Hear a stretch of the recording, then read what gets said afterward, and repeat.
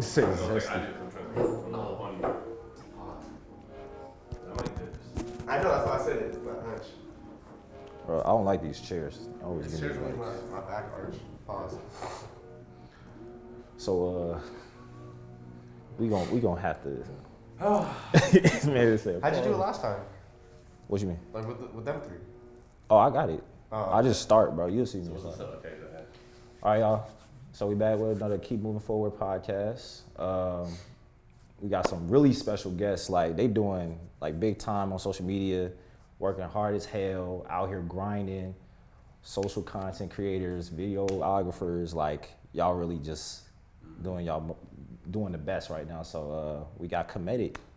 If y'all want to like, just introduce yourselves and then talk about like, where you guys come from and how you guys started this. Yeah, so my name is Tibbs. You call me Tibbs. That's what most people know me as. Me and Ryan, we own KEMETIC. It's an athletic clothing brand that we're trying to take over the track community completely. We've been doing content for the past 7 months. Honestly, started like 7 months ago, and yeah, we've been doing it so far. It's been good. We just filmed a little kind of like a flow track episode for San Jose State, and it's gonna be good. Nice. What's up? I'm Ryan, co-owner of KEMETIC. Like I said, or like he said, we just started doing content about 6 or 7 months ago, and it all started on TikTok. It was the end of season, kind of like finals week during school, and we had a lot of time on our hands. We're like, what should we do? Like, I feel like we're just wasting our time. Like every day, we just, there's nothing to do. We just go to our homie's house, play video games, nothing. And so we met this one guy, and he was a content creator on campus, and he was really enthusiastic about it, and it kind of like radiated to us, and we were like, we could do that. Like if he could do it, we could do that. So we started small on TikTok, just making these videos called Rolled or Cold, which we would go and just rate kids like, oh, he sucks, or he's good. And when you start getting people involved in like your videos, people keep commenting like, do me. So we started making these videos and started getting traction. And it just kind of started slowly going up after that, and we started refining the content. And obviously, like, we're only 7 months in. I wouldn't consider our content refined to the slightest. But like, what we wanted to do was just take social media and use it to build a brand. Yeah. Because a lot of people will get caught up trying to just live off of just making social media content, which is not sustainable. Like the goal is to be able to eventually stop making content ourselves and just have the brand and push the brand and just be like more in-person motion. Okay. So like its own production and brand to a sense. Yeah, right? 100%. Yeah, okay. Yeah. So me, like even for myself, like I'm in the same like area as y'all, is trying to build like a brand and like create content that like focuses on like track and field. So like as far as you guys, like y'all athletes, like talk to me about like y'all athletic journey, like how y'all got started. You know, first year, so that's fine. Yeah, it's gonna be a long one, but I mean, I could keep it short. I would say that I started track when I was about 8 years old, and I did long jump. Turns out I was decent at it. Like I won my first meet. Ended up, I think, I trained like another year, 9, and then 10 years old, I won nationals, AAU nationals. If you know AAU, them niggas are sliding. Crazy. AAU ain't no joke. Not to say that I was 10 years old, regardless, don't mean nothing now. But I did long jump, 400 back in the day. Then I kind of mixed in between with football and track. Ended up breaking my left ankle my junior year of football. Wow. So I had to make the decision. I didn't do any rehab. I was like, fuck. I was fucked up. Can I cuss on here? Yeah. Bro, I'm not like, bro. Okay. Go ahead, do your thing, bro. I ain't the police. All right, Victor. I see you. Are you gonna be here tomorrow or y'all leaving tonight? We're leaving tonight. I don't want to like something like good cuss though. For my personal branding reasons. I mean, and like professionalism. Like we're doing KEMETIC, we gotta be somewhat professional. It's up to y'all. It's up like stop anybody from just being like who they are. This is our first time like really doing some type of professional anything. Also, shit's just crash out retarded shit. Yeah. But like, so it's how do I want it when I'm getting into the role where it's like, all right, we're doing podcasts. Am I gonna, Yeah. I mean, at the end of the day, people want what's real, and you being you is real.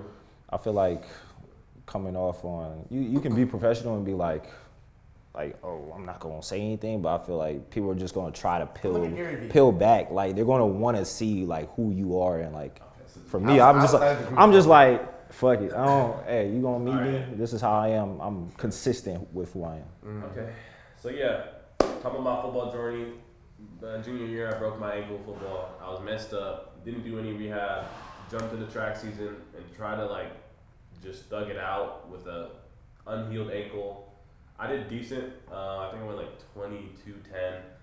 Then senior year, I went all in on track. Got a trade over the season, off season. I still was ass, 23-3. But I managed to get a scholarship to Cal Poly. Now I'm training there, and I'm now a second year, and I'm now doing the 400. I don't know why, but I split a 47 in the relay last year with no training. And I've ran the 4 in my past. And I see people out there doing stuff, and I'm like, I see people run 46. I see people doing stuff. I'm like, I know I can do that. You know what I mean? Like, I know my potential, and I know what I can do, and I see people do things that I know I can do. And the thing about long jump, it's so technical. And to improve, you really need to get somebody that's going to push you to where you are. And where I'm at right now, I just think the 400 is the best option for me. Monetization-wise, in terms of like personal branding, no one gives a shit about jumps. Like, people complain at the end of the day. Nationals doesn't matter. Guy can make the world record, you won't even see the jump anywhere. Like, there's no broadcasting of any type of jump in, high jump, triple jump, long jump, all that shit's dead. I love it. I love my jumpers, but at the end of the day, no one broadcasts out there. It's really hard to get any attention as a jumper. And honestly, this race is where the money is. So Always, man. It was more like a career move for me, I guess, in a sense. So yeah, now I'm a second year at Cal Poly. Season's been going rough. Hamstring injuries left, right. But, you know, I'm learning though. So first year doing the 4. It's going to be a long journey, but I promise y'all, Project 46 is the season. And next year going to be crazier. So that's where I'm at right now. For sure. So I guess I started running track when I was in 6th grade. I raced one kid, and I was like, oh, maybe I could be fast. And I ran like 14.5. And I thought I was the fastest kid. I thought it was so cool. Yeah. And I came from an area where there was just no sprint knowledge, no nothing. So I kept running track. I ran like 12 seconds in 8th grade, and I was like, oh, I'm him. I am him. And then I went to the Junior Olympics and was humbled. I watched Ashton Allen run 21.7 as a 14-year-old, and I was like, okay, what am I doing here? Like, this is getting ridiculous. And then my freshman year, I ended up running like 11.4. I was like, okay, maybe it could be something here. And then sophomore, I ran 10.9. I was like, okay, there could really be something here. Like, I could maybe go to college for this. This could be real. And I loved track. And it was my dream to go to college. Yeah. I'm going to go to college. I'm going to become a pro. Like, this is what's going to happen. And then junior year hit, ran like 10.8 and 22.4. And then COVID happened. And I didn't get a senior year. And so I ended up committing. Like, I threw a Hail Mary of an attempt. I had like one offer from Sac State. And then the next day they called to say we actually have no money. We had like, sorry. I was like, dang. Wow. And I threw a Hail Mary of attempt email at Santa Barbara, my dream school, UCSB. And the coach said, yes, we get you on a visit. I was like, all right, we're going. Committed the next day.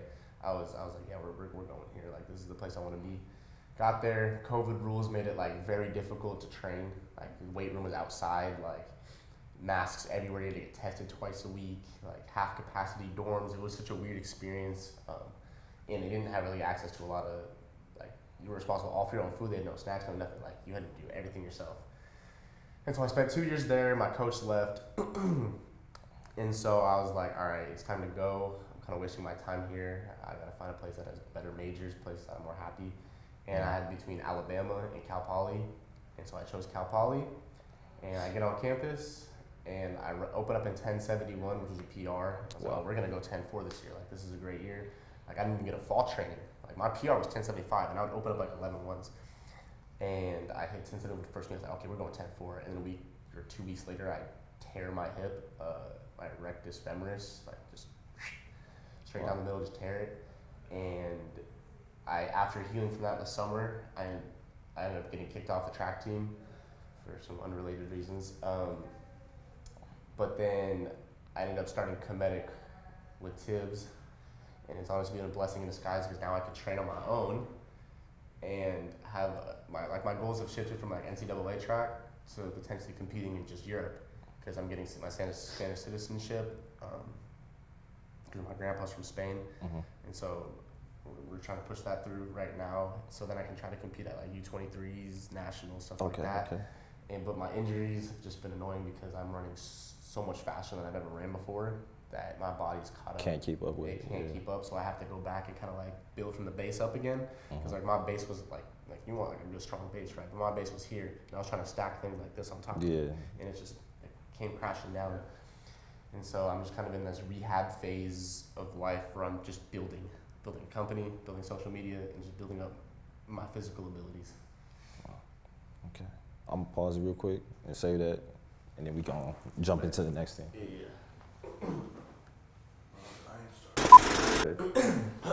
You good? Yeah.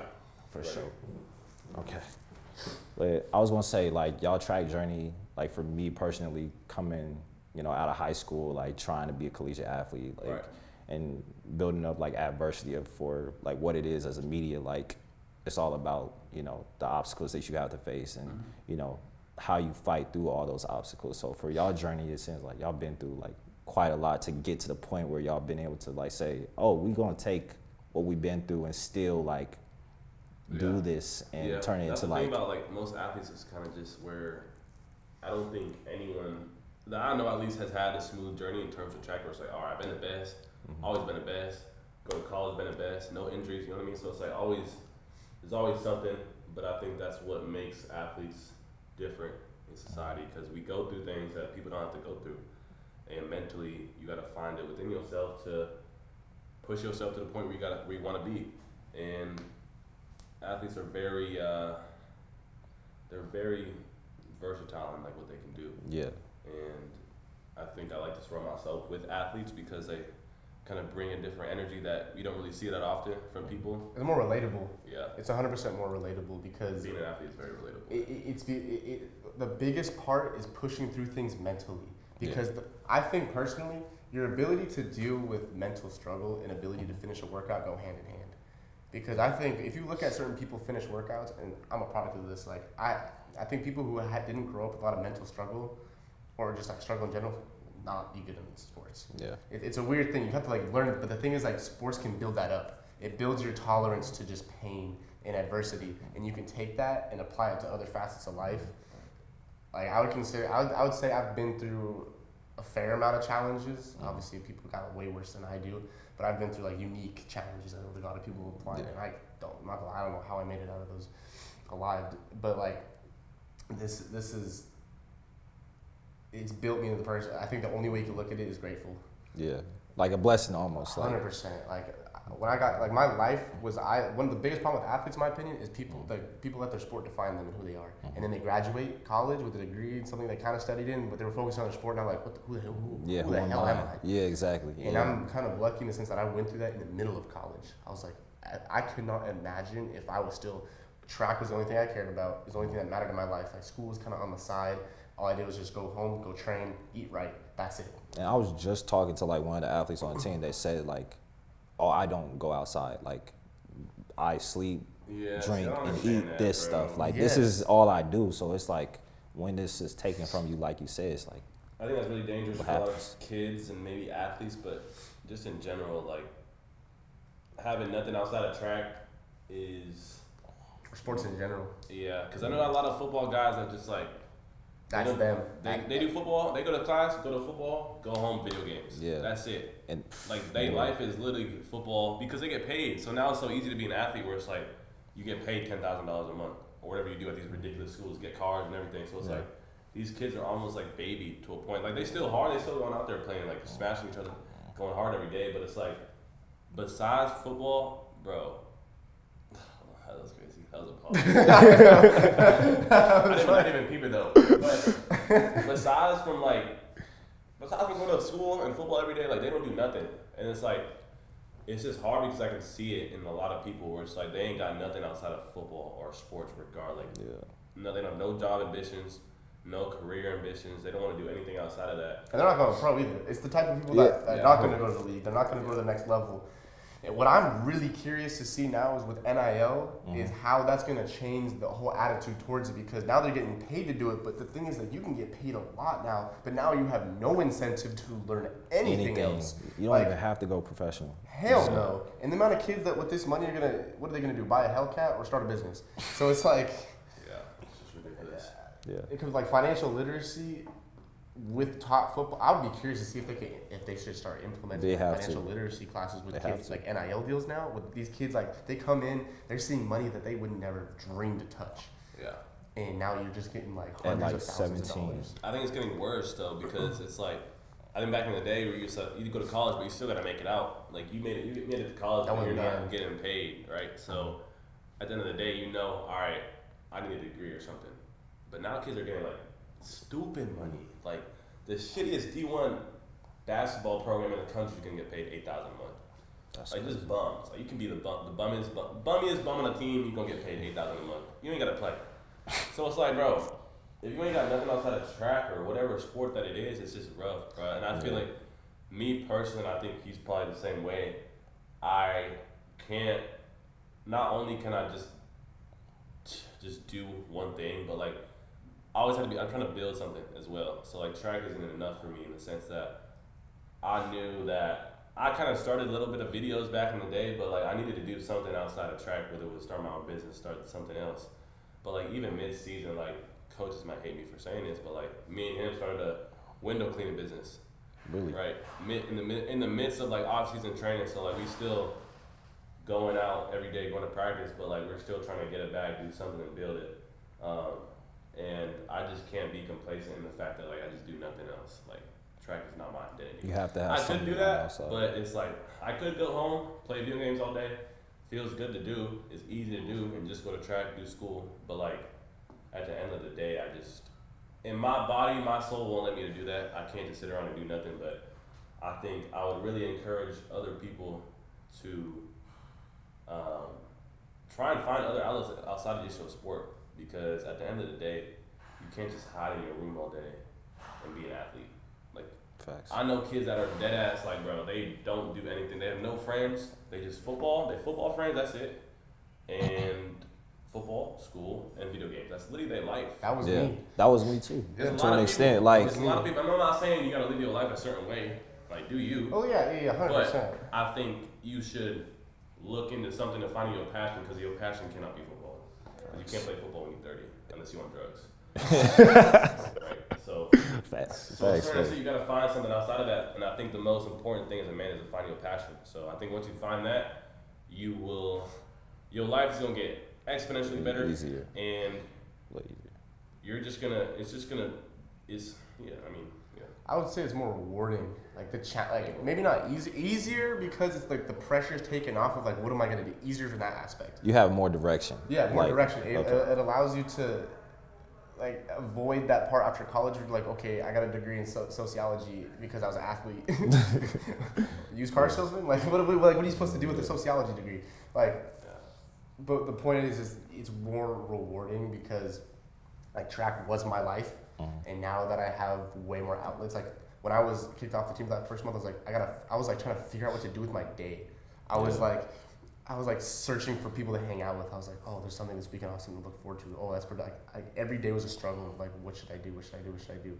And like now I got something to constantly do that I'm building towards. It's not just like, oh, I just spent eight hours watching like a YouTube video. Like I just spent 12 hours of my day playing Brawl Stars. Like, and you making money off of it too. It's starting like to an come in. actual living for you to actually provide for your family and your future. 100%. It feels weird because like we started literally like, bro, we were like nowhere. Like we literally were just kids doing stupid videos a few months ago, and it's like and sometimes we be watching back our old videos and it's funny, but it's like it's just weirdly unreal that like we're actually like now building something and we're getting paid to do it, and it's to the point where like 6 months ago I wouldn't believe that we would be here, and it's kind of like we're at the point where that weird phase where it's like we're in it now and we don't really see it, but like the fact that we've done what we've done in this short of time is kind of ridiculous. It's ridiculous. But it doesn't. It seems calm because we surround ourselves with people that got 60,000. They make it 60,000. Yeah, they have 1 million followers. They got hella emotion. So it's like one to try to compare yourself to somebody, but I think surrounding people that are better than you is gonna uplift you and get them to. You're gonna put yourself to that level, right? Because I compare myself to people that are around me, and they're all successful in their field. So it feels like, damn, like I'm not really doing shit, right? But when I go back home and I talk to my homies that are fucking they still are doing the same shit back at home. They ain't doing shit. They still think I'm like, I Same go back house, home, they still same think I'm job. the same nigga, bro. They be like, damn, bro, I see your videos. I'm like, yeah, cool.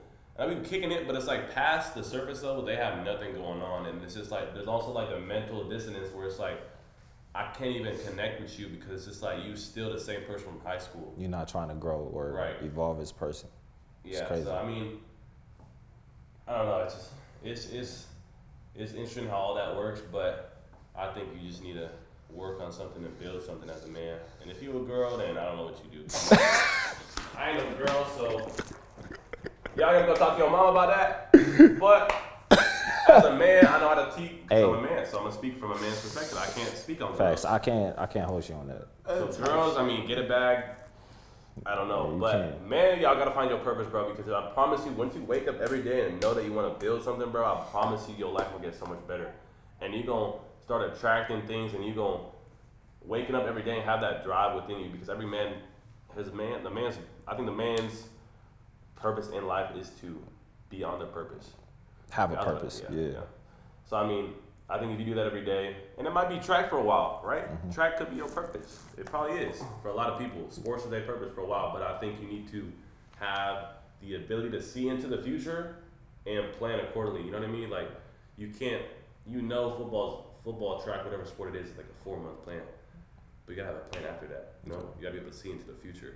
Yeah. So once you do that, bro, I promise your life gonna get better. Cause there's so many days where like, bro. The amount of days where I used to be sitting in my crib, like doing nothing, just scrolling on TikTok, bro. I know y'all know that feeling. Yeah, Where it's like, bro, I know that feeling, bro. And you know what that feeling is? Yeah. It's your higher consciousness telling you that you're not doing what you're supposed to be doing. Like, who do you think that voice is? Tell you, like, damn, like, why am I scrolling all day? Like, what am I doing in my life? It's like a depression. That's like your purpose overwhelming. telling you that you're not doing what you need to be doing.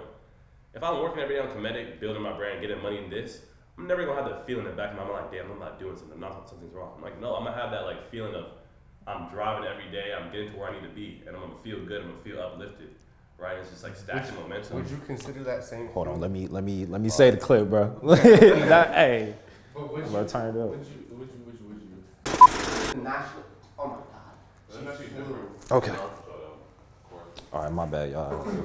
Say that real quick, cause you was turning up. I was like, I ain't gonna stop you, bro. So listen, you talk about that higher consciousness being that little thing you talk about. Do you think some people will think that of that as when they're talking about higher consciousness, like talking to God, like that same thing when people are praying, like talking about higher, like this is a total like yap session. No, I believe in it honestly from my own experience of like where I started. You know, I wanted to be an athlete coming into college, and ended up getting told like, oh, you're not there yet. Like you need to go out and run and get your times up. And I also had injury that I had to deal with, so during that time I had to like pivot myself and become more of like, what was it that was like, I was being pushed away from, okay, am I gonna still do like the activity itself, or can I take on more of like a new role or something that fits into the same thing that I'm already doing, but it's more about like, okay, this is in line with what I've always been doing, and I can actually have a more like effective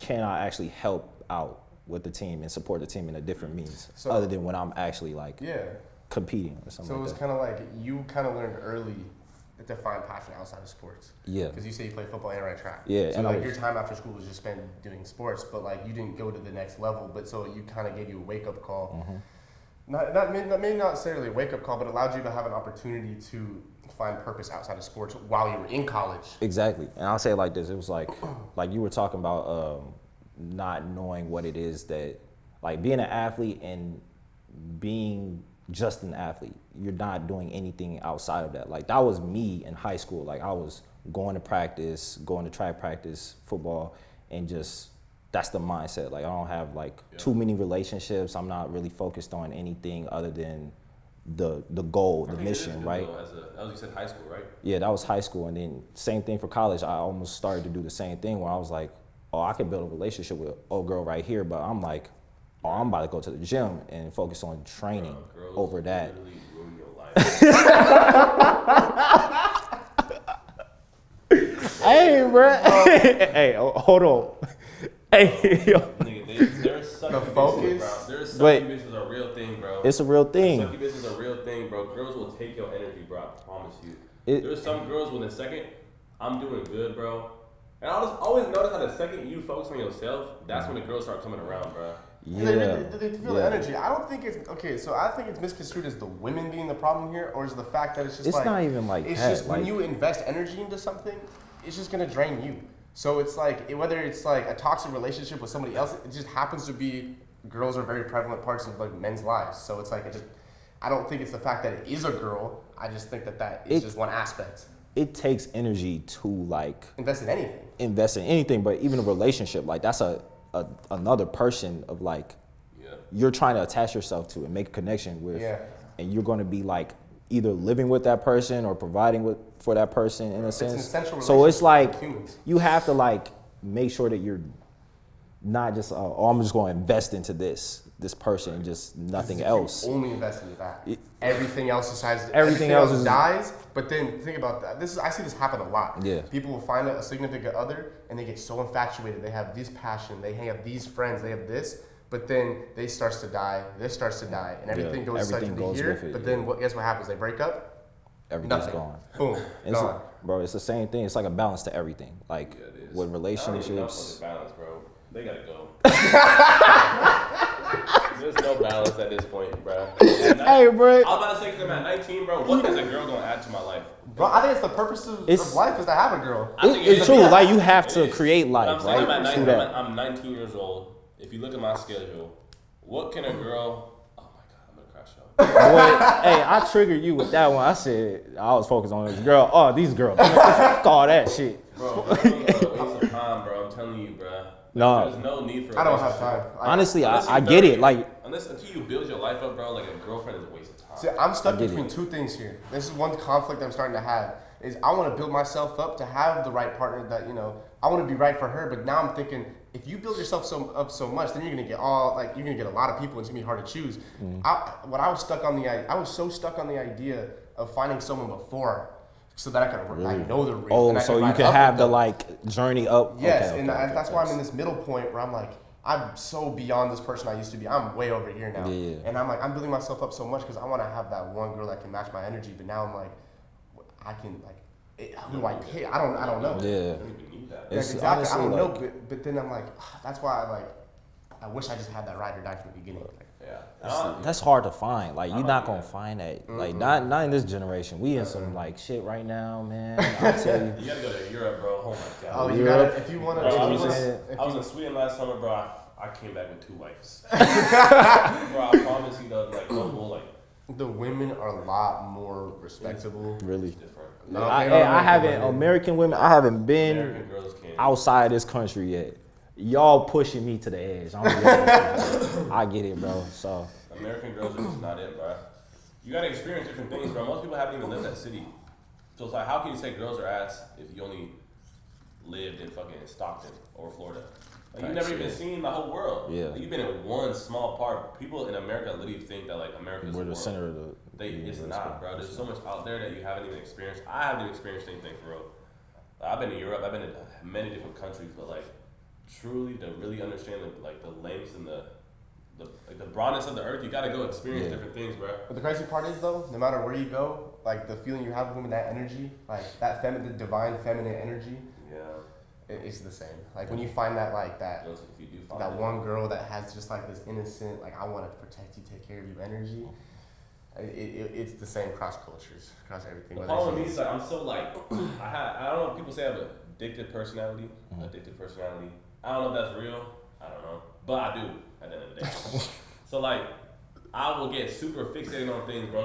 So you think one thing is just Jesus himself. If This is the next thing. This is the next thing. This is God. Oh, this is the only way to do it. Oh, veganism. Yep, that's the only way to do it. Oh, carnivore diet. Like you'll attach, you'll connect to something. And then I tried a carnivore diet, so like. You know what that is though? It's you just trying to find what works for you. It's just like it's purpose. Trying to find your purpose. Like you gotta try things. That's a good quality because think about it. You delve into this 100%. You get every little branch of that tree to understand it, but this doesn't work. Yeah. But now you understand it. Now you know the next thing. People trying to teach me like, oh, you gotta be balanced. I'm like, bro, no. Like, no. Balance is just not. It's cool, but like, bro, in the way that I just feel like, I guess as a man, I feel like it's okay to not be balanced because I go all in on something. So it's like my business, all in 100%, right? Just straight or focus. 0. No, but listen, balance doesn't necessarily look like having 33, 33, 33. Balance can look like going 100% on this week, and then the next week backing out and going 100% on this. Balance can be in extremes, which is a weird way to put it. Because that's not. Is that balance? No. Nah, I don't know if extremes is balanced. You can't go too extreme in one direction. Like if you do 100% one thing and 100% two things, that's 50-50. I don't know. And that's my problem with girls. Wait, did you say 100% one thing and 100% another thing? Yeah, so you go 100%. That's 200%. No, but like you 1 week, you go 100% in this business. Then the next week you go 100% in the other business. Yeah. Is that balance or is that just extremes? Because that's the way I live my life is extremes. And that's not balance. I feel like extremes is my bad. Extremes is like fuck around and find out. Yeah. Like you're going to like. But that's the only way to learn. That's throwing yourself in the fire. That's the best way to describe it, bro. Because like there's diets that I would try where it's like wild diets. I'm like, bro, beginning of the season, I was only eating meat. Pause. Like no, I was on a carnivore diet, right? And you would think I'm training to do the 400. Like why are you on a carnivore diet? Tibbs gonna have so many clips, bro. Like bro, you're done. Like you're crashing out. But like I was convinced that it was gonna work for me. And low key the carnivore diet, bro. Do your research on it, bro. I promise you. There's benefits to it, but bro, I'm talking like all out. I would wake up, fast till 12 o'clock, eat ground beef, nigga, go practice, come home, just eat eggs. Wait, straight ground beef? Yes. Okay. Yeah, I started doing it. I couldn't do that, obviously. Damn. But nigga, raw as a bitch, bro. Raw, nigga, for like I don't think I did it for a month. I was the leanest. My skin was glowing. Really? I was in the best shape of my life. The only thing that I couldn't do was like the cravings, bro. Oh my god, you give me any bread, nigga, any type of carbs, bro, I would bust. Pause. But like, bro, the cravings were ridiculous. Like it was to the point where like I couldn't even focus on anything else because I was constantly craving food. Because it's like it takes, according to the diet, it takes like a month maybe 1 to 2 months your for body to adjust to it. Yeah. But bro, that shit was tough. But wow. Yeah. But my point to what you were talking about is when you go, I call what I do the 80-20 because every time I find like a new hobby, because one thing about ADHD is that no one talks about is the hyperfixation. Because everyone's like, oh, you can't pay attention, but when you find something you like, you only see that. Yeah. So I get invested into like one little thing like Rubik's Cubes, got so invested in that. And what I would do is the 80-20 rules, I would become better than like 80% of people. And then I would stop because once I became so good, like, so 5 be suffice with that. And like chess, I got the 1300 rating, and I was like, all right, I can beat 80% of people, and I just got complacent. And so every time I get 80% in, it's because that extra 20%, that's the real challenge. It's like the best example I can explain of that is like when you hit 10 seconds 100, that's like 99%, but then like you want to fight for 98, but that's 0.1%. And that's like each 0.1% is so difficult. It gets harder and harder and harder. You can put the same amount, you have to put years of effort to even get 0.05. But some people can drop from like 10.8 to 10.3. Yeah. Like that's a huge drop. So I start to get complacent once I get so high up into things, and I just maybe it's just the fact that like maybe I'm just not passionate about it, and I was just doing it for like an ego. I can beat everyone at chess. Yeah, now I can do that. Yeah, I can solve a Rubik's Cube in 20 seconds. Like I can do that. So you got really invested into like that one thing was just like. Yes, that's all I figured. Like I would just YouTube, like figured it out so I could have it better than all my friends. Like Call of Duty when I was a kid, like it'd be video games at the time. Like, oh, I'm gonna be better than all my friends. I have to be the best one on all my friends. You gotta get your kill. What was it? The KD? Yeah. KD ratio? Oh my god, Jesus I had like a 2.5. I was like, I gotta be better than all my friends. I gotta be better than all my friends. So I started taking that and applying it outside of video games, obviously. But in my life right now, with what I'm doing, I want to. We should talk about video games and you guys' opinions on video games. Okay. What you think about like? Where do you think the video game industry is right now? Do you think it's like? In general, it's a lucrative industry, obviously. People could say that. I think video games are a waste of time at the end of the day. I think as a man, if you're not where you want to be at, nigga, you're a bum. Probably shouldn't. Nigga, not a bum, but like, video bro, games. you can't be playing video games, bro. Well, There's people that be making like, bro, how can you play video games? How can you go work your job, come home to your wife or whatever, kids, girlfriend, boom, boom, mm-hmm. come home and get on the game, right? What But if it's then- like but then- what if it's for like relaxation and just like Right. coming down That's off of cool. stress? But Yeah. I don't want to hear you complain about anything. You can't complain about money. Can't complain about I'm not where I want to be at. Can't complain about the girl that you got. You can't complain about anything because you, at the end of the day, every day you go and wasting 4 hours at a grown ass man playing video games, right? So if your life is perfect, bro, cool. Play video games, right? By all means. If you ain't got no issues with where you at and the financial status that you at and the relationships that you have with people, play video games. So you look at like video games as like a luxury. Like you're not supposed to technically like do it unless you got some type of consistency or like balance. Discipline. It's I like think if you the whole there's balance some thing in people life. there's some people in life that are very comfortable with being average or very comfortable with being, having a chill life. They got their job, 9 to 5, boom, boom, go home. That's smooth. Some people like that. I don't know. I couldn't do it, but like some people like it, right?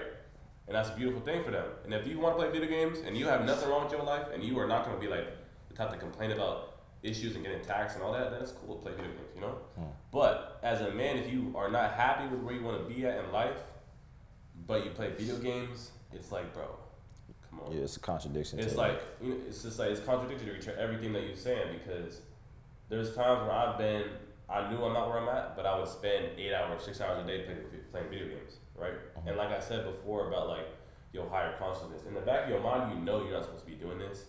And you can't, bro. You know you're not supposed to be where you at right now. You know you're better than this. You have more potential than this. And I think there is a certain guilt that comes from doing things like that, like scrolling all day on TikTok. Yeah. Playing video games all day. In the back of my mind, I think I can't imagine not having guilt, but I'm sure there's people that don't have guilt. They just play video games for fun. They don't care. Ignorance is bliss, right? It's true. You can still make money off of video games to an extent. Oh, that's different. That's a a whole different thing. That's a whole thing now. So that's possible. That actually brings up a good point. You know what I'm curious about is how the economy is going to change now that all these people are starting to make money online. And I don't need to go work at like 7-Eleven didn't even have workers anymore. Like I can make a TikTok. People are making TikTok lives working at 7-Eleven, like getting paid off of TikTok, like working their coffee shop business, like everything. Like you can make so much money online. And what I'm curious about, I'm gonna keep you out. Limit this one more point. Is how how AI is kind of taking over the automotive industry, but you don't need like workers in factories anymore because everything's automated. Well, I wonder if all those workers instead, if all these people are making money, if the economy will shift for all those people that can't work in those factories anymore, start making social media content. Because you can just make videos. Well, shit, like if you look at it, it doesn't even like matter because it's like AIs are gonna take over in every like job, whatever it is. It can be media, social, like it can be like the larger workforce, wherever it is. Like you could be out working on a farm, there's an AI taking over that job. Yeah, you can be inside. You don't even drive the tractor anymore.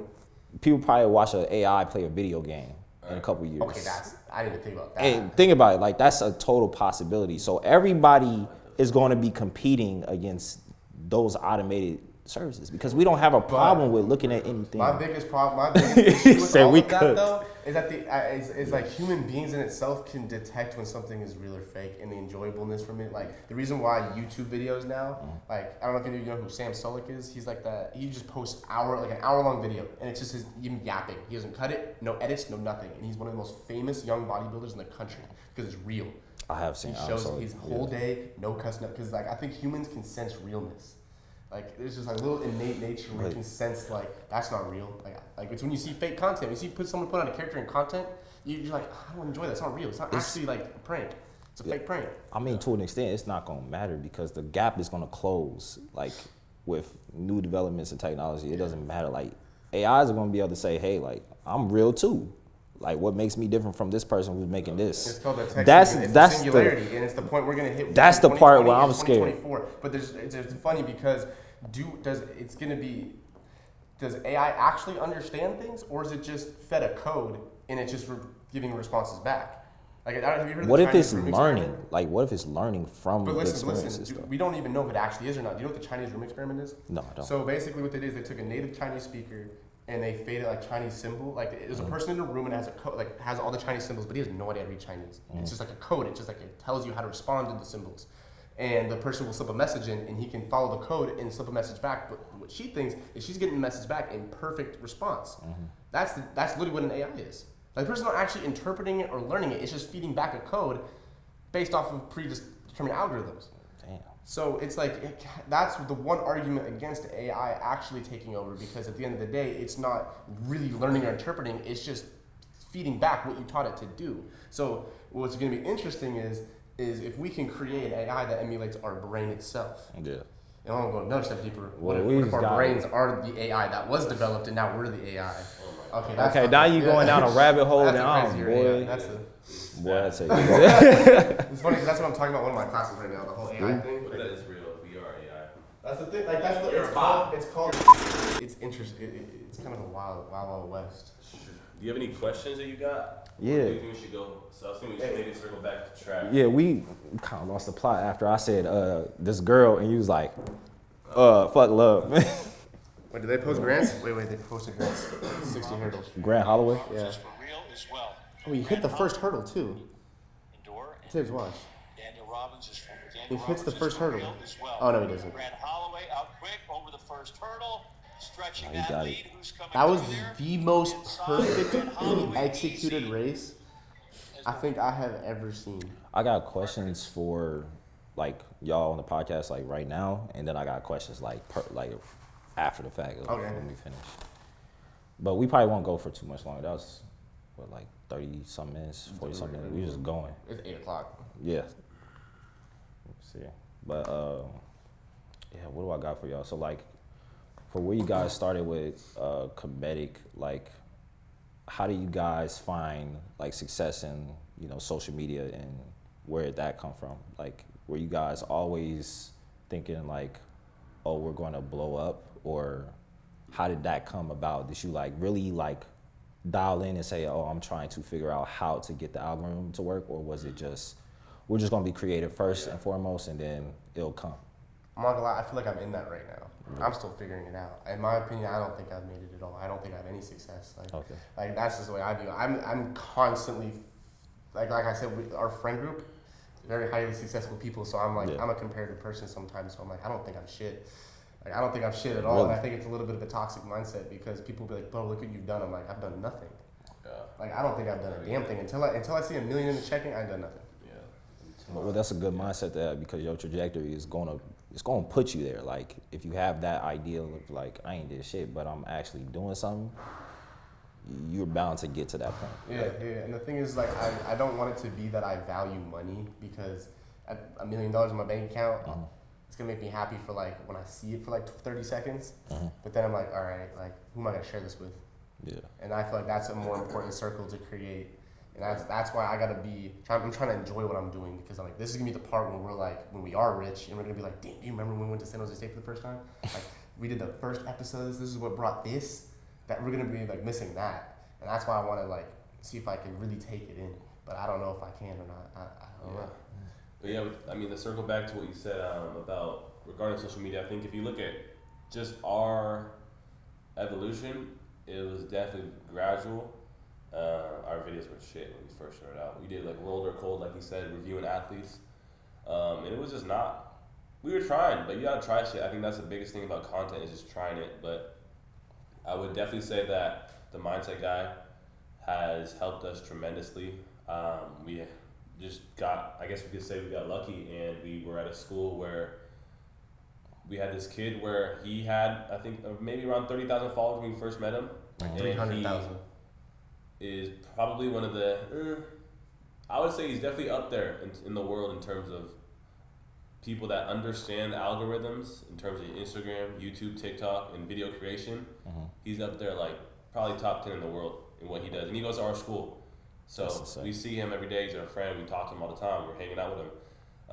So I would say we were blessed in a sense that we started our content creation journey with him. We also made the effort to connect with him, because everyone at that school has access to him. True. All 20,000 kids at that school could have walked up to him and did exactly what I did that day when we met him. Like the first thing I did when I met him, I walked in the room and they were just chilling, and I was just like, I started thinking about ideas. I went straight to the whiteboard. I was like, this is what we got to do. This is what we got to do. He's like, I like your energy. I want to hang out around you more, because he saw something in me, and it kind of made us just it's like a business friend group. Like a lot of friend groups will be like, oh, let's go drink, let's go get fucked up, like let's go do this. But when we go to his house, obviously we have fun, we bullshit for a little bit, but like I don't even think we have fun. like sometimes we don't have fun. Sometimes it's just stressful. I mean, we have fun in what we do, meaning like the work that we do, we have fun doing it. So we shooting videos, making videos, coming up with shit. That's like us hanging out and having fun. Like, bro, I'd be dying laughing. We just be stupid, just clowning. But we still working, right? We still like, oh, what videos do we do? Da-da-da. Ryan should go naked in the street, blah, blah, blah. Right? That Like, did not happen. That's like we have fun when we go there, but it's always work at the end of the day with him, right?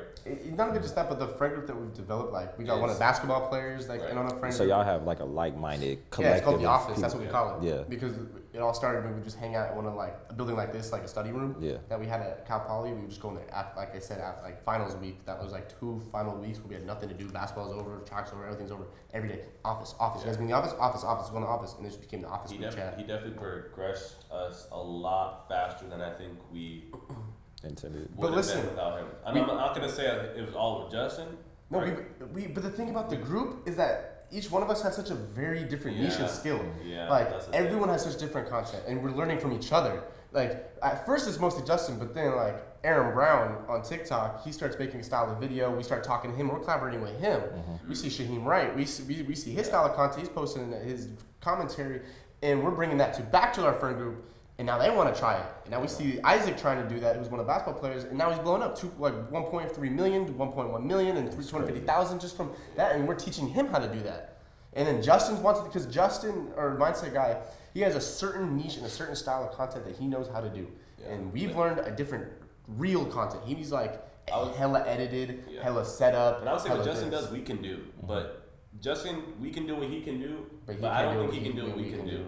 Right? And that personality part and being real and transparent and authentic too. That's another audience question is a I was big going to thing. ask is like, how hard is it to maintain a like? Cut that low-key. No, I got you. Like, how hard is it to like maintain the personality of what you guys do on social media Right. and keep that consistent, like, and try to, I'll speak first. yeah. This one. I would say that my personality on TikTok, Instagram, or anything in social media is, I mean, when I first started off, it's kind of. It's a character. It's a character. Is it a character? Yes, it's a Flight Reacts character. Okay, that's now. Is But it- like when I first started off, I was just making videos, but You know like what it is? It's defining the character. It's like incorporating just enough realness, but that little absurdity. yeah. Like I wouldn't say like I'm an absurd person. Is it you or is it just kind of, is it a character? I don't feel not me when I do it, Okay. but I don't think that's how I act in public. Yeah. But at the same time, I try to incorporate as much as like how I want to be a little bit. Like I want to be the person that has like I've always admired. Okay, one thing about me, I've always admired funny people. I don't know what it is, but I have like a weird like admiration for them because I'm like, damn, I wish I was like that. So in a sense, that's why I try to be a little bit funny, but then it comes off as unauthentic. But that's the person I want to build to become. So maybe if I do enough, I can learn how to do it, and maybe people resonate with that. So it's like it's trying to figure out who you are in the social media space. It's kind of weird. It's like reinvent. It's like you're already trying to find out who yourself outside of it. And one thing that's crazy is how some people will lose themselves in that character. Yes. Yeah. Oh, we know. Have y'all lost? Okay. Question: have y'all lost yourself to I an haven't lost extent? myself, but there's some videos that I look back on. I'm like, what was I doing? Yeah, like okay, that that- was not yeah. me. In the sense, I'm like, bro, what? Like, it was just like, I don't know. I've also tried different things in like interviews that I do with people, where it's like I might be super frank or super upfront and rude, right? In a way that's kind of like trying to make it funny in a way, and that kind of is me in a sense. But you do have to, at the end of the day, you can't get on social media and be the exact person that you are off of it. I think you have to put on a little bit of a Little character show, in a like a sense. little show to You just can't be get yourself at people- the end of the day. Like you're doing YouTube videos, boom, you can be yourself. But like if I'm gonna get on TikTok and be like, Noah Lyles is ass, Zesty Lyles just ran this, I can't be like, Zesty Lyles just ran this. The same way I'm gonna talk to a girl, or the same way I'm gonna talk to somebody else, right? You have to put on a little bit of a character at the end of the day to make it enticing. But isn't, not to take this deeper, but I feel like that's kind of what we do with everything we do in life, though. Like you're a different person. Like Yeah. every group of friends you're around, you're not the same person you are in class. Yeah. It's the same. That's the way. Okay, that's the way I'll compare it. You have to You're not adapt. the same person you are in class as you are with this group of homies, Yeah. or with this group of homies, because you know this group of homies gets offended by that, so you can't say anything. But this group of homies, you can say damn near anything you want, and they're gonna be fine. Yeah. It's like it's just like at the end of the day, you take all this and that's you. It's all little parts of you, but some parts have more of you. Or you exaggerate certain parts of your character. A little bit, yeah. I mean, I think that you're just a product of people you rock with. Yeah. It's always like more so adapting to like the platform itself and trying to make it work. And I want to talk about what you, because I want to try and help you out with your stuff. So like, have you done TikToks or Instagram Reels or any type of short form stuff? I've tried to. I've seen shorts, right? Yeah, so I started on Instagram and kept my stuff to like producing short form content on Instagram, but I haven't like, I put stuff on TikTok, seeing the numbers, and I'm like, okay, like maybe I need to change a little something. Right. But the majority of like what adversity is supposed to be is like, y'all brought up like Last Chance U or the Houston Speed City Track and Field series, like you might see on Flow Track. Like that's really what I was trying to like create, is like this cinematic like, you know, documentary like movie that's more long form based, and that's harder to like. It is harder to get you know, to most people, and mostly like an audience of our generation is focused on like fast paced content, what hits, what rocks, right? So for my content, it's just more so like giving a full scope and focusing on like the legacy itself. You know, to actually be a big difference, I think, in your content would just be literally like showcasing the people, right? Because it's not you at the end of the day. Like if you're kind of showing it's the team. It's the story you build. So because I don't see a story with you with your content. It's kind of just like, are you filming it? It looks beautiful. The quality is ridiculous. The first season of the story. The first season. Maybe I'm wrong. No, Maybe I haven't seen that. Let me break it down. Hold on. Yeah. Let me break it down. I could be wrong. The whole first. Because I thought they went to Cal, like where they usually host the track meet. So it goes deeper of like the sense of its legacy and where Tommy Smith and John Carlos left off, because in 1968 the Olympics happened, right? And they go on, you know, to protest and all that about the civil rights, but all their stuff was taken from them. And then they built statues here, and it's like, why did y'all build statues, but where is the track?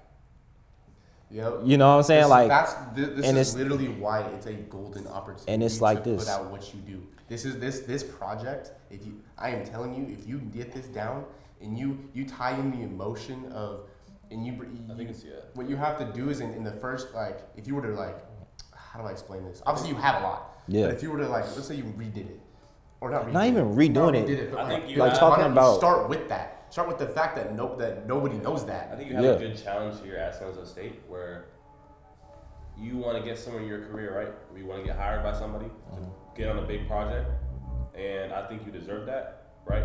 But I think you need to work towards it, and I think that it's active. You're like building a resume. I think it's your active right challenge now. as a producer, director, whatever that it is, cameraman in your career.